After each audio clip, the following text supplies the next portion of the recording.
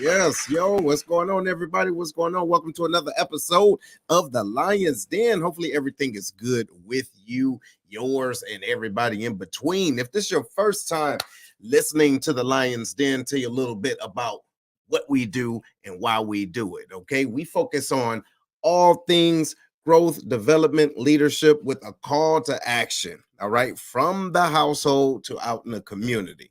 And this is how we do it, all right? It's more than just having conversations behind the mic. We get in front of the mic and try to make sure the action is in line with the things that we're doing. Now, we got Big Herm up in the building. Yo, I think you muted, man. You're going to have to unmute yourself. Let me see. Yes. Y'all need to be talking about Founders Day. Y'all should have had sororities and fraternities on. Well, you know what? That's not a bad idea, but we don't like to do things in a vacuum. So that's why we leave this open for everybody. If y'all have some great opportunities or great content that we should bring out there or to the world, let us know ahead of a time. We're every Sunday. Right on.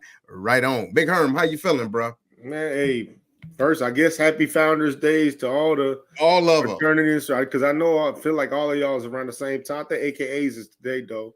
Okay. So, happy Founders Day to the AKAs out there. There you go. Happy Founders Day to them. Happy Founders Day to everybody. Everything, man. Today is like a wild day, man. We're about to hit some bad weather out here. Oh, yeah. Well, listen, how about we've been in the negatives all day. This morning, -5, and I think the high was 1. You Yeah, get what I'm saying? So it's hey, like we finally reaching into winter now, ain't we? absolutely, man. Absolutely. So, it's like, oh, and look, here we go. We say it's five founders days in January. There you go. Well, look, it would have been great. It would have been great. But however, here's the deal though. The good thing is we're all year round. You understand what I'm saying? So we can always have them on, right? It's like holidays. It's all good. If it's truly there, we can get it all year round. If y'all want to see it and we can get the people on here to do it, we'll definitely get on here and speak with them. You know what I mean? That's right. Let them know how we do. So what else going on with you, man? Man, again, had to rush up to the job last minute. Yeah. To check, make sure everything was good with street department staying warm. Man, it was just everything big discombobulated mess. Well, I'm not even in my right clothes today, so it's all right. I apologize to everybody for that. But man, it's the new year, right? Yeah, we're starting into the new year. People are talking about their resolutions. Some people might have already fell off by now.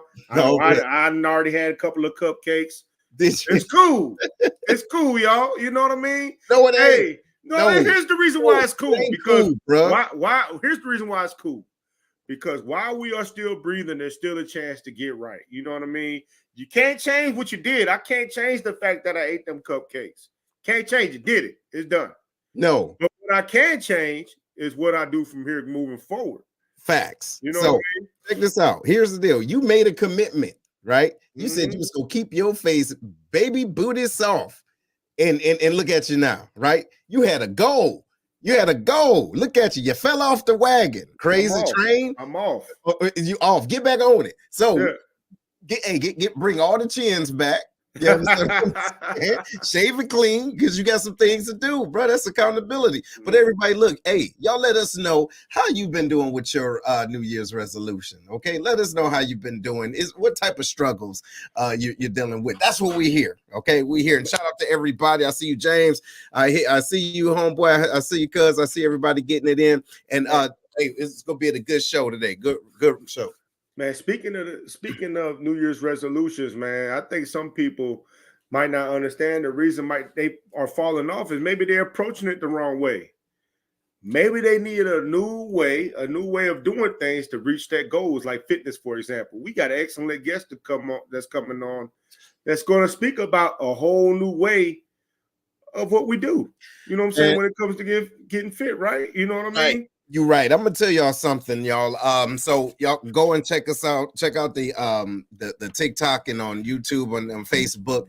So I had the opportunity to go to BioFit StL, right, with Mr. John Zarbock. And let me tell y'all, if y'all ever seen, I'm gonna share my age a little bit, right? Date myself. If you ever seen Rocky 4, okay, when Rocky was fighting, what's his name, Drago, all right. Rocky was picking up logs and everything. You get what I'm saying? Up in the barn, getting it in. But Drago was in this high-tech facility with these machines that was working his body. You get what I mean? And he was, it was more technology-based. What this is about, I promise you. But look, ladies and gentlemen, without further ado, I want y'all to give it up for Mr. John Zarbock, y'all in the building. Yes. And listen, hold on, ladies and gentlemen. Wait, before I let him say hey or whatever, I think you need to understand. Not only is he a fitness specialist, but he's also an Army vet. Y'all give it up for him. Yes. One more thing before we get started, man. Hey, for you guys out there, make sure y'all are sharing and getting people in for this. Hey, if you know anybody that's a Cowboy fan, just go ahead and tell them turn off the game. It's over with. This is done. Tell them turn the game off and go ahead and tune on in. At least they're gonna get something beneficial tonight. There you go. Hey, John, man, how you doing, brother? What's up, my man? I'm doing really good. That's good, man. Well, look, I'll let you introduce yourself to the Lions Den. We already had you on the vet pod, but this is a whole different audience, man. So I'll let you have at it. So yeah, thanks, guys. This is really cool. I really appreciate you guys giving me an opportunity to introduce myself and just explain a little bit about, what it is that I do and, kind of my background, where I came from. So yeah, like you said, I'm an Army veteran. I'm still in. I serve in the Missouri National Guard. I'm a signal officer, and I'm the current commander of the 179th Cyber Protection Team in the state of Missouri. But I also I run BioFit, and so BioFit was it's the second version of my physical personal training fitness studio concept.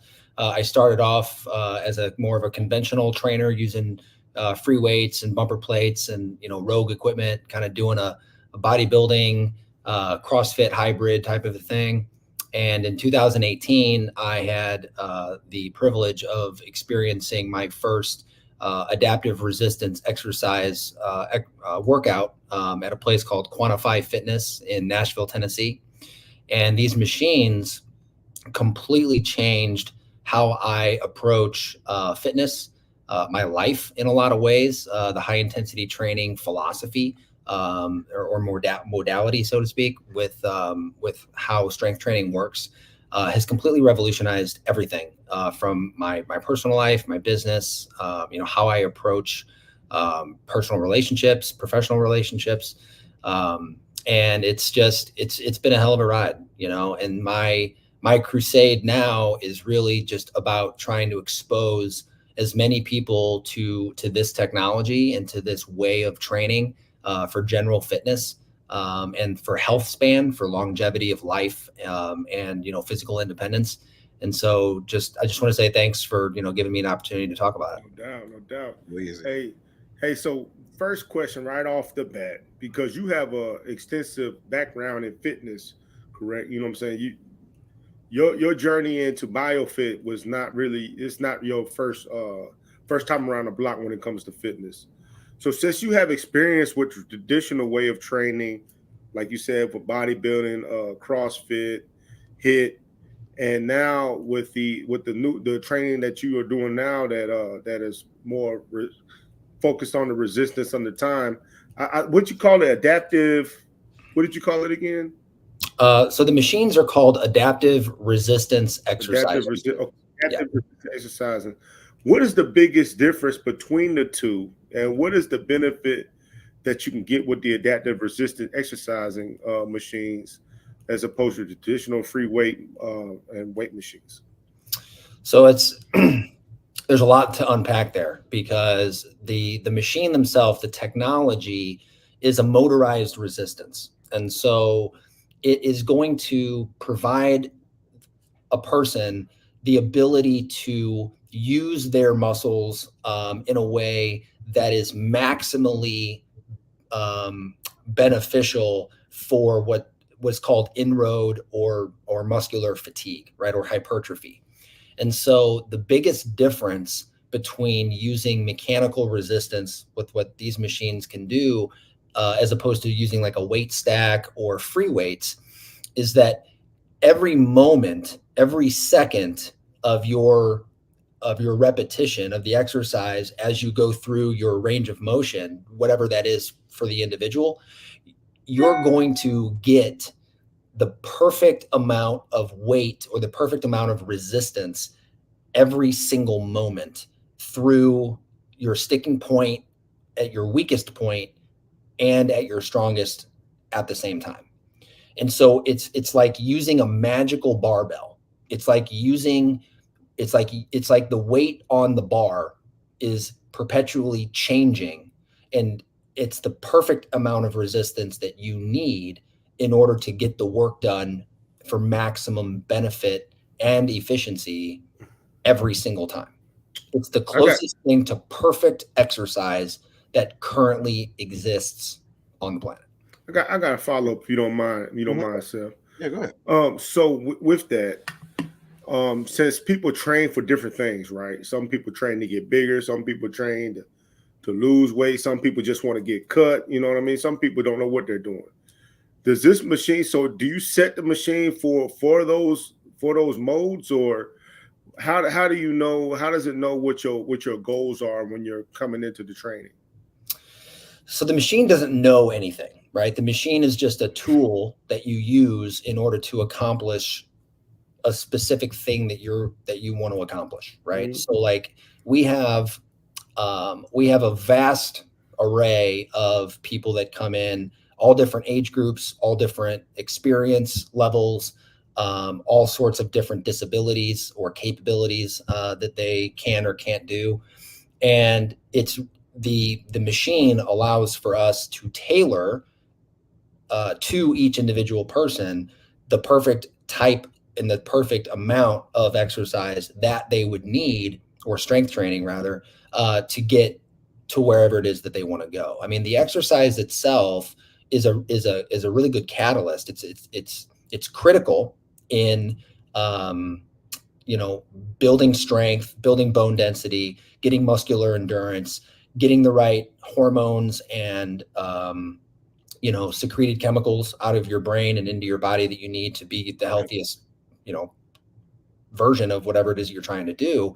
But it's really about working with the individual on a facilitation level, right? Like a one-on-one, to understand what is it that they really want? Why are they here? What are they trying to accomplish? And then tailoring each exercise and each workout and the program itself around trying to get them to where they want to be. There you go. All right. So look, ladies and gentlemen, hopefully if y'all just tuning in, we got Mr. John Zarbock in the building, CEO of the BioFit StL. And so what I'm going to do, I'm going to give you a little bit of what I went through yesterday. Okay. So listen, for y'all that don't know, I'm in the gym between 5-6 days a week. Okay. And this was a totally different experience. So you're just going to see a little clip of me trying my best to get it in. So don't get it twisted. I'm not going to let you watch all of it. That's going to be up to you, but just a little bit of the information. Okay, check it out. Hey, what's going on, everybody? This is me. This is Seth with the Lions Den with Seth, and I am here in STL BioFit with BioFit StL with Mr. John Zarbock, and what he's going to do is put me through one of his machines, right? And you're going to see me struggle. The reason why I'm struggling is I've already went through a bunch of these already, as you can see, right? But what I want you guys to do is to watch me go through some of this, but hear his explanation, because, ladies and gentlemen, it's more than just a gym. You're actually working your body out to your truest and fullest potential. So just listen to John. He's about to make it all make sense. All right, so we are going to perform your last exercise, Okay. Bicep curls. Okay. So rarely do we do, like we're just talking about, rarely do we isolate movements here, because the body doesn't use any one muscle by itself functionally in nature. But sometimes people just like the way that they feel, or they like to experience, some nostalgia from back in the day, working, have a good arm day or something like that. So what we're going to do is put you in a position, as you can probably already tell, you're laying down to do a bicep curl. That's weird. Right? But I am setting the conditions for you to not be able to cheat. There's not going to be any leverage that you're going to be able to use in order to do this easier. Okay. It's going to suck just as much on the first rep as it's going to on the last one. Okay. How encouraging, right? But it's going to be as effective on the first rep as it will be on the last. Okay. More or less what I mean. So I'm going to pull in. So you are going to curl that up to your face. Okay.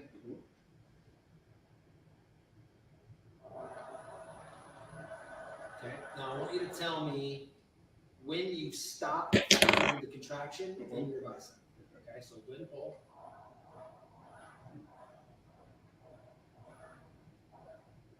Okay. Yeah. So you notice that there's a point in which the angle of your elbow, you are no longer activating the muscle that you want, right?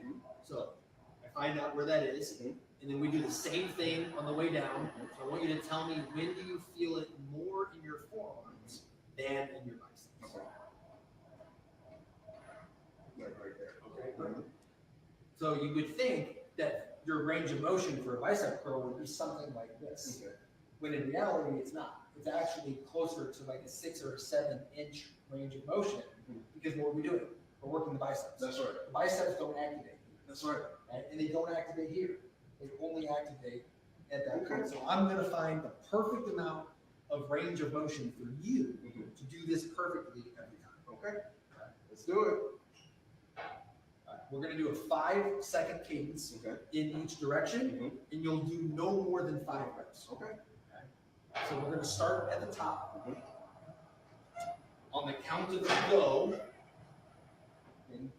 on the count of go, you're going to pull and resist as best you can. There we go. Yep. And then curl it back up. Make sure you're breathing. All right. So yeah, that's the end of that. That's it. That's it. Hey, wait. No, that's it. That's it. Here's the thing, though. No. You got to let them watch so they could get the full effect of what's going on. No. You Okay. got it, man. Come on, man. No, listen. Okay, so look, here it is. So yeah, we can recap. All right, real quick. Come on, man. No, listen. If y'all want to see it, go to TikTok and TokTik. All right, you can see it for yourself. The main Go to thing, TikTok and watch it. That's right. The main you would have thought that they were building the Terminator in there. That's how I felt, and that's how I felt. Yeah. Afterward. Real talk. It looked and sounded pretty intense. Go on to TikTok, it'd be worth the watch. It was. So John, the reason why I wanted to make sure I would capture that, and we're gonna let everybody else listen to me struggle, right? But the reason why I wanted to capture that is so that they can have an idea of the explanations of the body and as it, as you moving out. Do you find yourself communicating this to individuals that never been on a machine like myself and explaining to them, hey, you think just because you've been lifting weights for so long, you've actually been doing something that's effective, but studies show you are not. And how do you go about communicating that to them? So it's, a lot of the clients that I have, a lot of the people that this attracts are people that really, they don't understand proper form. They don't know what they're doing in a gym. They've never really done any significant type of strength training before. And so I spend a lot of time making sure that they understand that there's really no way to hurt yourself to do this. And what the machine affords us the ability to do is to set the conditions for each individual person's range of motion so that they're maximizing the contraction of the targeted muscle that we're trying to use and fatigue and grow. And so when you're doing regular weights in the gym, the problem with static weight is that you're stuck with one weight, with one resistance measurement through your entire range of motion. And so you have to know what the right range of motion is, and very few people do. I didn't for a very, very long time. I didn't understand that there's a point of weakness and there's a point of strength and there's a point of disengagement depending on what angle my shoulder, my elbow, my knees, or whatever we're at. I would just do what I was told to do, or what the magazines would tell me to do. I would just mimic what all of the professionals were doing. And so what these machines allow for us to do is to take a little bit more of a scientific, almost clinical approach to exercise and strength training, and really work with the anatomy and physiology of the body better, because we have a better understanding of what the benefits of doing that in a controlled environment can be, right? And so the machine is able to be set to each individual person's perfect biomechanical range of motion, so that no matter the size, or the weight, or the gender, or the experience, all of those things are immaterial. Each individual user on the machine will get as close to perfect of the amount of stimulus and fatigue for whatever muscle group we're trying to target. See, no, that makes sense. So Herm, let me ask you something. So our background, right? Services, like for real services, like FSS, right? Now, SVS, my fault. What do you think if we had this back in the day, okay, getting everybody fit, working at the fitness center or whatever, how much, I guess, injuries do you think that we could have avoided or people could have avoided themselves? Oh, you're still muted, bro.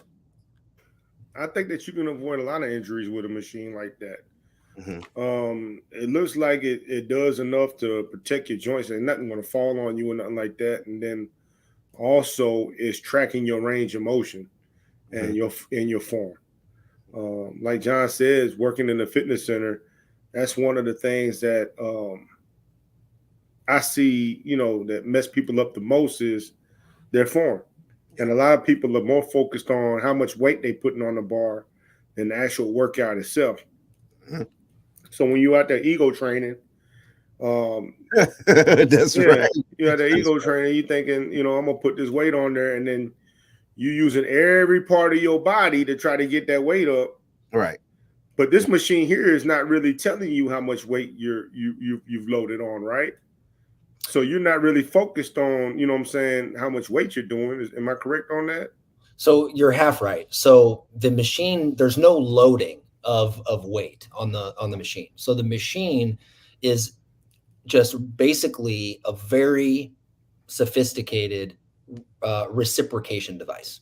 Okay. So however hard you push into the machine or pull against the machine, that's how much reciprocated resistance you're going to feel and get in your body.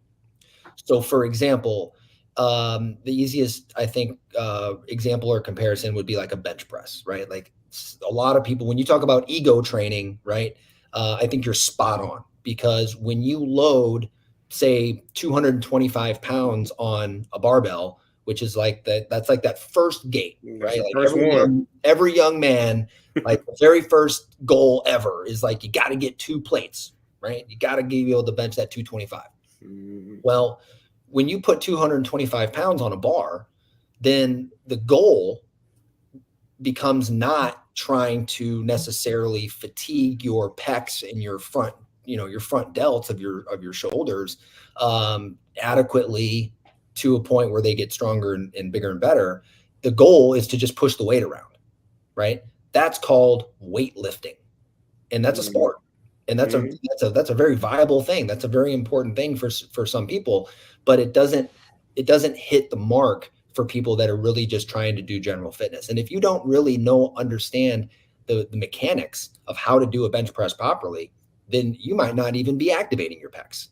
You might be just using all your shoulders. You might all be your shoulders, your biceps and triceps and things like that. And so what this machine does is imagine being on a bench press, right? And you got the bar on your chest and there's no weight on the bar. You just have a 45-pound bar and you push as hard as you can, 1 rep max effort. You just, as hard as you can, you push that bar. Now imagine magically all this weight just shows up on the bar, and the weight that shows up is whatever your 1 rep max is. Whatever it is, it shows up. But you have to also understand that you have the ability to produce force and push that weight depending on what angle you are at your range of motion. You have different ability to push different weight, which is why when you have somebody who has their 1 rep max on a squat or a deadlift or a bench press, kind of the big 3, powerlifting type of movements, if you can't get the weight from here to here, then it's too much weight. But you are capable of producing more force or pushing more weight from this part of your range of motion than you are from down here. So if you have a 305 or a 315, you have 3 plates. If you have 315 as your bench press max, your bench press max is 315 from here to here. But as soon as you get here, from here to here, your max is probably closer to like 350 or 360. But because the weight is static and there's no way to, in real time, variably change that weight, you're stuck with whatever your maximum amount of weight force production capability is at your weakest point. And so what this machine allows is for you to push as hard as you can into the reciprocation device that is the machine. And no matter what part of your range of motion you're at, you're going to be working at whatever your 1 rep max is. So if you are, say you're just trying to rep out, so does that mean if I don't go that hard on the machine and I'm just, I'm going light, it's gonna match me the same way, and I could just kind of rep out and go for reps on this machine?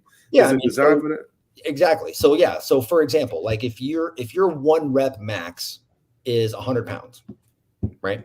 And you're pushing 100 pounds as hard as you can.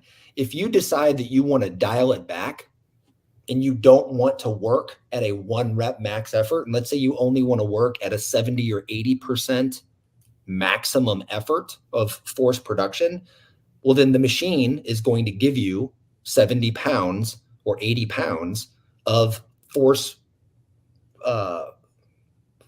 production reciprocated stimulus. Okay. Right? So here, John, that's why this question here makes sense. We have a user that says, as your fitness improves along with your range of motion, does the machine recalibrate to account for those improvements?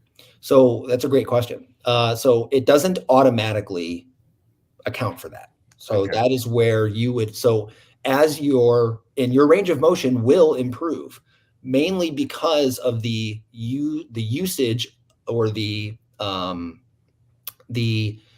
what's the word I want to use? The accentuation of the negative. Okay. Right. So you have to keep in mind, again, if your bench press concentric positive max is 225, you can do 225 one time from start to finish. But where a lot of people miss a lot of the gains that they could be making in the gym is that they push 225 away from them, but they don't really focus on how much they can resist coming back at them. How much weight can you stop from killing you or crushing you, beyond just using, gravity, essentially. Right. So what the machine does is you push it away from you at, say, 225, a 1 rep max effort through your entire range of motion. And that weight continually changes, by the way. So it might be 225 here, and it might be 240 here, and it might be 270 here. But then when you start doing the negative, the eccentric part of the movement, which is what's going to give you more flexibility, it's going to be what is going to increase your range of motion over time, but it's also the most productive part of the actual exercise itself, because the negative is what does the most damage to the muscle tissue. Yeah. So you're doing 225, 240, 270 on the way out. You're probably going to be able to resist coming back at you 300, 350, 370, and then you can do it again, right? Because it's like the perfect ultimate drop set every single repetition, every single time, without having to stop, re-rack, break the weights off, do it again, stop, add them on again. It's the most revolutionary, disruptive fitness technology ever. Right on. Go ahead. So the how long have you had this company so far? So I've been doing this for 5 years. Okay. The company itself, ARX, Adaptive Resistance Exercise, that's ARX for short. That's the manufacturer. That's the company that makes these machines. They built their first prototype in 2009 and really started commercially distributing these like in a real big way in like 2015, 2016. So the company is relatively young. Okay. So in your experience through feedback with people that you work with, what is the most common trend of something negative, or people say, you know what, I really didn't like that about this method of training that you've heard? Honestly, I don't know if I've had anybody say anything negative about them not liking it. I mean, don't get me wrong. Like this is not comfortable. Like working to your 1 rep max effort and tearing your muscles down to momentary neuromuscular failure, right? There's nothing fun or comfortable about that feeling or that stimulus, right? Like the experience itself, if you're willing to put all of yourself into that experience, it's by design a negative stimulus to the body. So look, let me answer this real quick. So a person asked, Seth, how smooth was the machine's operation when you started, when I tested? So it was actually very smooth. It was me struggling. Okay. It was me like, but other than that, it's a machine, right? It's a motor in and out. That's all it's really doing, right? Based off of what John was putting in the, in the computer, whatever it's saying, whatever the machine, or excuse me, whatever the workout is. But other than that, it was all me. And that's what I like about it. Okay. It wasn't like you said, the ego lifting. It's not that. It is really finding out what I'm capable of doing, and then looking at the screen, it's actually showing my intensity of pushing out and pulling in. You get what I mean? Or so when the weight comes back, how much of that am I actually resisting? And so my goal as we were doing this is to stay consistently either in the green, wherever that range was where I was at, or not to rest. That's another thing. So when you hit the rock bottom on the graph, that's showing that you've rested, because ultimately throughout the whole rep, you're supposed to be constantly either pushing or pulling without, that rest. That's why the time frame is so small. Am I right, John, with that? Yeah. So, I mean, it's again, like by design, we want to find for each individual what they're maximally, not only physically, but mentally capable of. So we set the conditions for them to just be able to experience whatever that is, Yep. at their maximum capacity of force production. Mm-hmm. And when each individual person has achieved the desired goal or result of momentary muscle failure, the algorithm in the machine tells us when that is. And so we know when to stop the exercise so that you're not getting a diminishing return of your time and your effort, right? Yep. So like every single human being everybody has the same, everybody fails at the same time, at the same point in terms of fatigue, the percentage of tiredness that each individual person experiences, but how quickly they get there, that is what varies. There you go. Okay. So some people might be able to fail at maximum effort and capacity and muscular endurance in 50 seconds. Some people might do it in a minute and 20, minute and 30. Mm-hmm. And some people, because they're not quite mentally ready to put themselves into that extreme amount of a stimulus, might take them upwards of close to 2 minutes, right? Because they've got to take that time to rest, and they have to ease off a little bit because they're not used to that level of intensity that they're able to produce. Now, and again, that's really important. The machine doesn't do anything to you that you're not doing to the machine. It is simply reciprocating back into your body whatever force you're willing or able to give it, right? So the machine doesn't push against you. Mm-hmm. You're pushing against it. Mm-hmm. And then the stimulus the stimulus response is what you feel as the exercise. Makes sense. So about how many different workouts can you do with this machine? So when you say workouts, you mean like how many different exercises? Different exercises, yeah. How many different exercises can you do with it? Honestly, I don't know what the exact number is because I don't have like a catalog necessarily. Mm-hmm. But I mean, I would say, if I had to just grab a number off the top of my head, it's an estimate. 40, 50. 40. Okay. Because just that day we did 8. Okay. So you can get a total body workout. Okay. Yeah, you could, because when you're dealing with a high intensity training type of exercise. When you are maximally loading and contracting the muscles in whatever movement that you're trying to get the result from, you have to understand that there's compound movements of muscle groups, a chain, so to speak, that is being activated in order for you to perform a particular movement. And then there's isolating exercises like the bicep curl, like we did with Seth. So, but the thing is, the reason why I was saying in the video that we don't normally do isolation exercises is because the human body as a system of systems doesn't perform any particular functional movement with an isolated muscle, right? Like there's no thing that you can show me that you use your body for on a daily, weekly, monthly basis that is only going to require your triceps to be used, right?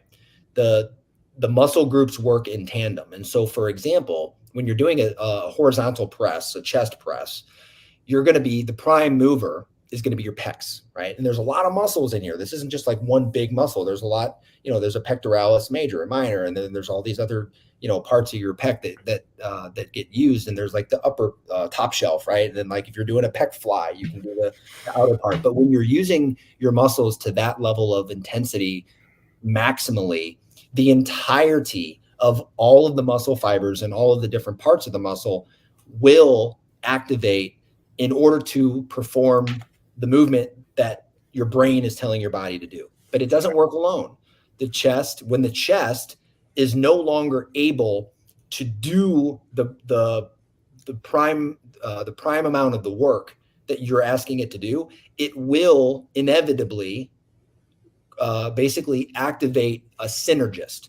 It'll activate other muscles to help because it can't do the work by itself. And what those muscles are your front delts. They might be your triceps, depending on how, and for some people, it might be their biceps, right? It might be their shoulders. It might be their traps, depending on, like if you're doing it like this, right, as opposed to having a very relaxed and keeping very strict form, the body wants to do what the brain asks it to do.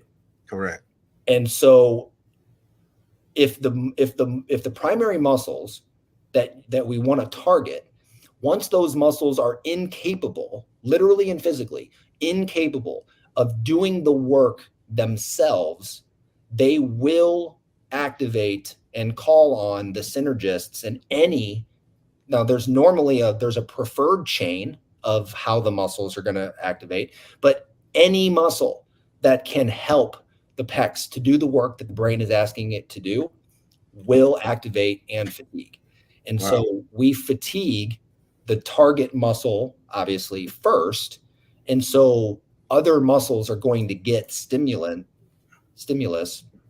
inevitably, depending on what the angle of the range of motion is. Okay. Well, look, I appreciate this. All of this. This is a whole lot of great information for those of you that are interested in finding out a lot bit more of BioFit StL. Make sure you go and check them out, right? biofitstl.com, and you can go ahead and sign up to get a free demo. It'll hook you on up and give you some of that great water. That'll be a different conversation. But what I really want to go into now as we transition, we still got a few minutes left. I want to talk about a little a conversation that we were having before we actually start working out physically. We started talking about being holistically fit as we're talking about physically fit. How are you socially fit?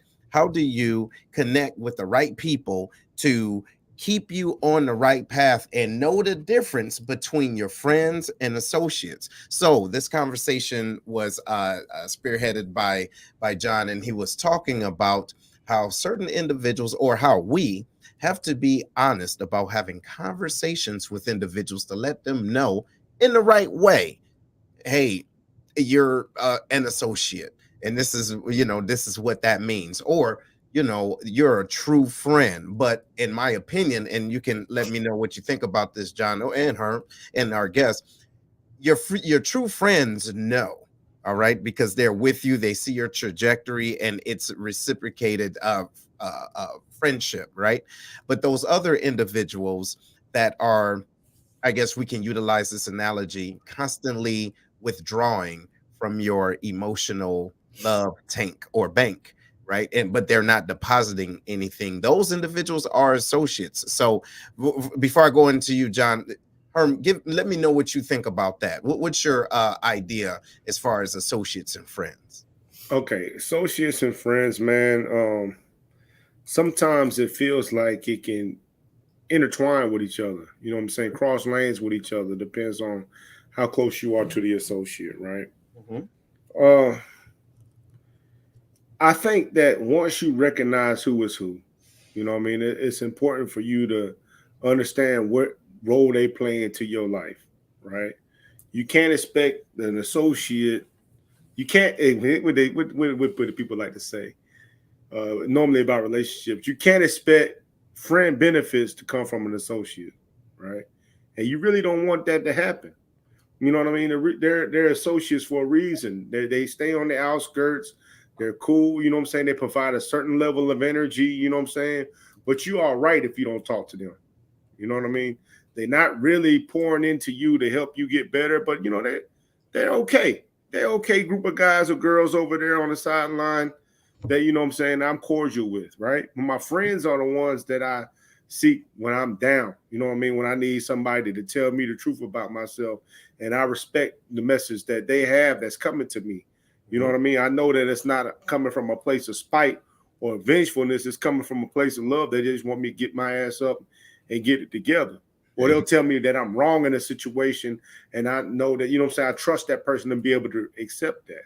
Mm-hmm. You know what I mean? But once you start letting associates pour into you like that, you don't, you know what I'm saying, you don't know where that's coming from. It develops a weird energy. It could really mess up your whole day. That's right. It's like they can piss in your pool. So, hey, John, let me ask you this, and it's coming from James. Listen, he says, can associates be considered close family members? I think that's a good question. What do you think about that? So I think when you say close family member, I mean, to me, that kind of defines them as being, you know, I mean, I don't know if, you know, you can consider family and friend. It's a completely different dynamic. You know, but I think there's different levels of close, Yes. you know, and you know, one of the things that I find to be very interesting that I've experienced in my life and what I've, you know, heard from other people is that, and it's very fascinating. People can try to, they might not, especially, and I think family is probably most notorious for this. They can love you and hurt you at the same time. So meaning they can try through love and through them wanting the best for you, they can actually hold you back. They can try to um, de-risk some of the things that you might be trying to accomplish because they don't see the same, they're not looking at the same picture you're looking at. Or they might be scared for you, right? They don't want you to fail. They don't want you to feel less than. They don't want you to have any of the negative emotions or negative experiences maybe that they've had in the past, or they just don't want, they want what's best for you, and what from their perspective is best is for you not to fail, right? I think the most common part of that is like, go to college and get a good job, right? For most people, I mean, that seems like it might be pretty good advice, but like maybe college isn't where you belong, but like your parents are going to be like, no, you need to get this degree and I'll do anything I can to help you go, you know, to get it. But if you're more entrepreneurial, right? If you have a larger appetite for risk, and you have the talent, the drive, and the vision to maybe do something great that's well beyond what college or what school could do, then you might have a family member who's very close that you love and trust, and that they love and trust you very much. But if you listen to them and you let them, their fears and their lack mentality penetrate your if that's a stronger vibrational message for you than what you're really trying to accomplish, then they could be loving you by hurting you.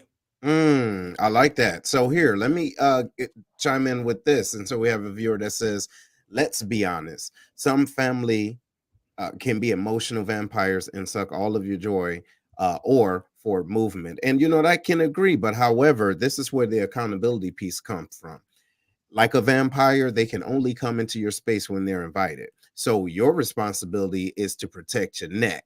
You get what I mean? Yes, some individuals are that way, but you have to set the boundaries and make sure that and that's when we're talking about the friends or the associates, how to associate yourself with them in a loving manner, but also how to set that boundary, right? But especially to John's point, when you have that entrepreneurial background or thought process and they may too be trying to help, or they may be kind of hating on you. You get what I'm saying? So the question is, how long do you expose yourself to that type of either treatment or that negative feedback? Herm, what you think about that? Oh, you mute again, bro. Say it again. Depends on who it is and where it's coming from. Mm-hmm. You know what I mean? Some folks, you just can't snap your fingers and be done with them. You know what I mean? The relationship is too deep. The relationship is something, you know what I'm saying, that you connected in some kind of way. Mm-hmm. So I think it's unrealistic, and you know what I'm saying, is to say, oh yeah, you just snap your fingers and be done with them if they not on your team like that, right? Yeah. Oh yeah, of course.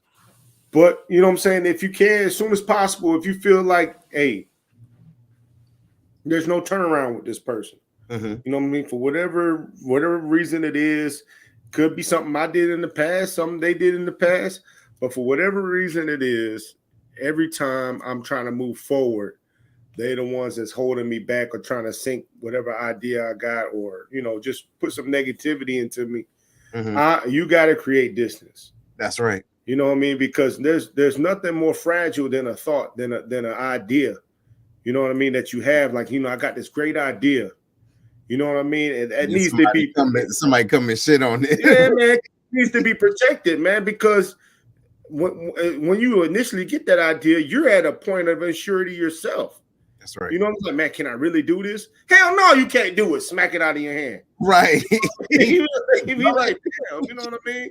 So you got, you know what I'm saying? You got to be careful who you share this fragile thing with, until you be able to build enough confidence in it to where now it's strong, to where people can kick it around a little bit and let you know, hey, did you think about this? Did you think about that? Kick it around, beat it up for you, and you can get it and fix it and make it even stronger. You know what I mean? But in that very beginning, you got to be very careful who you share that little thing with, because it'll crush that bitch.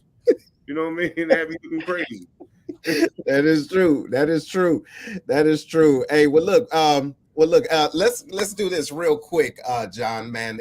If there's anything that you can tell an individual that's aspiring to get their body right, or their mental, their physical, their social. Yeah, you too. Right. Listen, whatever you can do, whatever you can say, man, I would like you to give your, a straight 2-minute talk on what individuals can do to get themselves into a space of holistically fit. Well, that's a tall order, brother. In just 2 minutes. You got it. I think learning how to be honest with oneself and really getting true to who you want to be, and figuring out how bad do you really want what you think you want. I think there's a lot of people, and I've been, this has happened to me before, where I think I want something, but I'm not really willing to do the work to have it or achieve it. It's a nice to have. It would be nice but I'm not really committed and disciplined to do what is required to have or achieve the thing. And I think understanding the difference between some of the things in your life, that could be a great place to start. I think a lot of people put more emphasis than is needed into the physical. And what I mean by that is the aesthetic. Like, you know, like I came from a place of only caring about using exercise and fitness as a way to look good or to be aesthetically pleasing to other people, not for myself. It was more of an external relationship that I had with that, because I wasn't doing it for the reasons that I am now, from just being healthy, being able to do the things that I want to do. And I mean, I still, when I have a good diet regimen, when I have a good self-care discipline, when I get plenty of sleep, when I eat the right foods, when I exercise on a regular basis, what I've learned is that when you have the majority of the other parts of your life dialed in, whether it's the mental, the social, the emotional, physical, whatever, when you have all those things dialed in, the byproduct is that you normally look good and that you feel good. And so it's like, I would say it's very akin to chasing money, right? Chasing a job or chasing a career simply because you're going to make a lot of money. When you achieve the thing, and I think like having a six pack is like the easiest example. If you've ever had a six pack and then you haven't had a six pack because you have lost your drive, your discipline, your commitment, whatever, and maybe you only have like a two pack, or maybe like you look like a guy that used to have the six pack, but you don't have that level of body fat percentage anymore, right? It's not that low. Almost anyone that I know that has ever had a six pack, the type of lifestyle that you have got to maintain in order to have a six pack is not fun. Unless you're genetically predisposed to just having a high metabolism, and maybe you're young, you're under the age of like 35 or 40, and you have the phenotype of just having a six pack.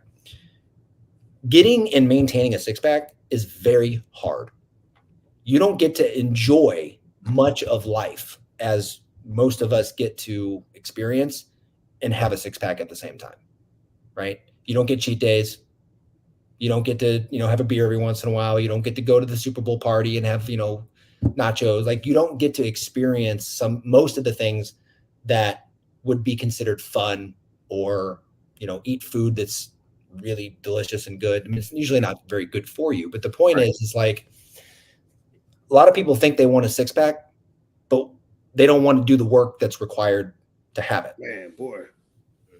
Like I'm here to tell you, like, it's not that big of a deal. Once you get to be like 30, 35, 40 years old, like, super duper don't care about that. Like, that is not what defines me, right? And it's the same thing about chasing the job with the money. Like, if you have a goal to get a job that's, the only reason that you want this job is because you want to be able to make 200 grand a year. If you don't have a very specific plan as to what it is you're going to do with that money, if it's just about the money and the flex, once you get that money's not going to make you happy. That's right. The money isn't going to fulfill you. It's not going to, it's not going to solve all the problems. And if you don't have a reason, if you don't have a very definitive why, then your problems are only going to compound, because more money, more problems. And the more money you have, if you don't manage it properly, the more money you're going to spend. Yeah. And if you don't have a clear path and a clear reason, specifically a why, as to why you're doing whatever it is that you're wanting to do, then start there, right? Start with like, what do I want to do? How do I want to feel? Who do I want to be? When people talk about me when I'm not there, what do I want them to say? And so start with that. And then reverse engineer your plan, your life, your relationships, your workouts, whatever. Tailor it to that. And once you achieve that, take a step back, sit down, take a knee, and see how does that feel? How do I feel? Do I feel good about the person that people perceive me to be? Do I even care if people perceive me as a real as whatever it is that I want? Are you doing it for other people, or are you doing it for yourself? I mean, like there's a lot there, man. But like, Oh, I get you. You got to start with why. Mhm. Simon Sinek is just brilliant. If any of you that are watching or listening to this, if starting with why with Simon Sinek is probably one of the most basic, fundamental, but most powerful things that I've ever encountered in my life, is because like if you don't have a strong enough why, everything is doomed eventually. You're right. Everything, all the excuses